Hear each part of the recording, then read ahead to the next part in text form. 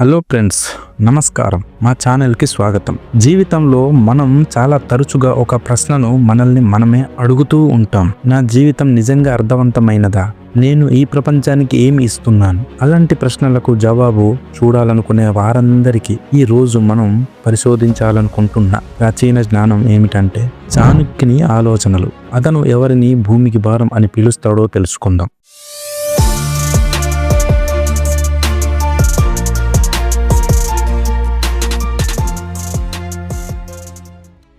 చాణక్యుడు ఒక గొప్ప ఆలోచన పరుడు. అతను చూశాడు, కొందరు వ్యక్తులు ఉన్నారు, వారి ఉనికి ఈ లోకానికి ఏమాత్రం లాభదాయకం కాదని. వారు కేవలం శ్వాస పీలుస్తున్నారు, కాలాన్ని గడుపుతున్నారు. వారి జీవితంలో ఉద్దేశం, దిశ లేదు. ఇలాంటి వ్యక్తులను గురించి చెప్పేటప్పుడు అతను ఒక గంభీరమైన మాటను ఉపయోగించాడు: భారం.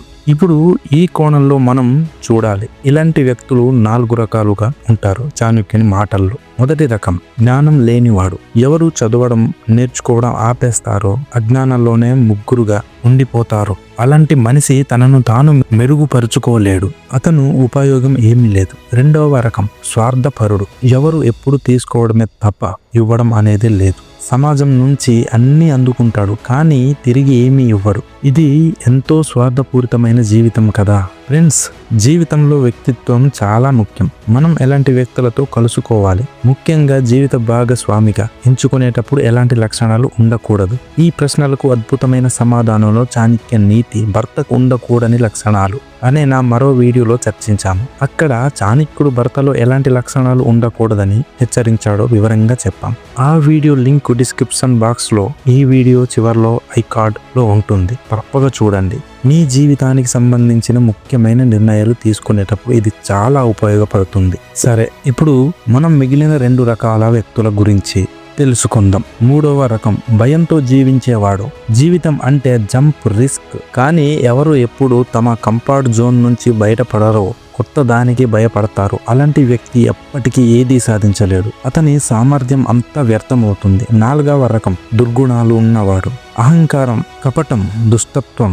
ఇలాంటి దుర్గుణాలు ఉన్న వ్యక్తి సమాజానికి విషం వలె ఉంటాడు. అతను ఇతరుల జీవితాలను కూడా చీల్చివేస్తాడు. ఇది చాలా దురదృష్టకరం. ఫ్రెండ్స్, ఈ 4 రకాల వ్యక్తులు వారి ఉనికి భూమి మీద ఒక బరువు అని చాణక్యుడు భావించాడు.